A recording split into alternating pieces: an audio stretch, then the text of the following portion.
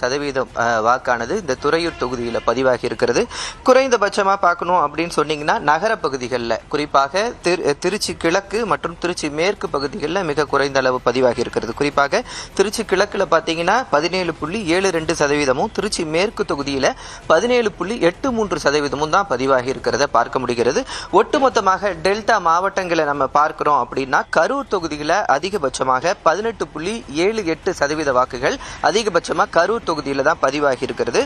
குறைந்தபட்சமாக பார்க்கணும்னா டெல்டா மாவட்டங்கள் 9 மாவட்டங்கள், குறிப்பாக திருச்சி, திருவாரூர், தஞ்சாவூர், நாகப்பட்டினம், அரியலூர், பெரம்பலூர், கரூர், புதுக்கோட்டை, மயிலாடுதுறை உள்ளிட்ட 9 மாவட்டங்கள் வருது. இந்த 9 மாவட்டங்களே மிக குறைந்த வாக்கு பதிவாகி இருக்கிறது எங்க அப்படின்னு பார்த்தீங்கன்னா அரியலூர் மாவட்டத்தில் 16.83% அளவு தான் இந்த வாக்கானது பதிவாகி இருக்கிறது.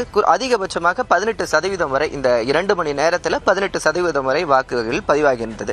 நம்ம காலையில் 5:30 மணியிலிருந்து 5 மணியிலிருந்து இந்த களத்தில் இருக்கும்போது நம்ம பார்க்க முடிகிறது என்னன்னா 6:45 மணி 6:30 மணிக்கெல்லாம் அதிக அளவிலான குடும்பங்களுடன் நிறைய பேர் வந்ததை பார்க்க முடிகிறது. திருச்சி நகர பகுதியில் பார்த்தீங்கன்னா நிறைய பேர் வாக்கிங் போறவங்க கூட வெயிட் பண்ணி அவங்களுடைய வாக்கை செலுத்த ஆரம்பிச்சாங்க. வெயிலின் தாக்கம் அதிகமாக தற்போது மக்களினுடைய கூட்டம் சற்று குறையறதையும் நம்மளால கவனிக்க முடிகிறது. அதிகாலையே நீண்ட வரிசையில் நின்று மக்கள் வாக்களிச்சாங்க.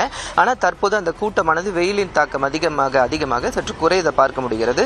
இருந்தாலும் இந்த வெயிலின் தாக்கம் அதிகம் இருந்தாலும் அதற்கான ஏற்பாடுகள் இங்கே இருக்கு. குறிப்பாக மருத்துவ வசதிகளாக ஒரு மருத்துவர், ஒரு செவிலியர் உள்ளடக்கிய மருத்துவ குழு இங்கே இருக்கு.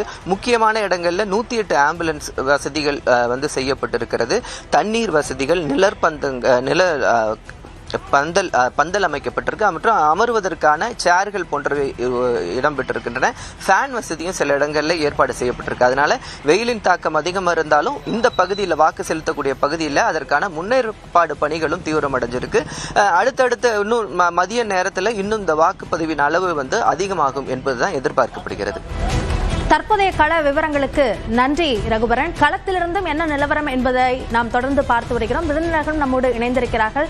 தொடர்ந்து பார்க்கலாம் சிறிய இடைவேளைக்கு பிறகு.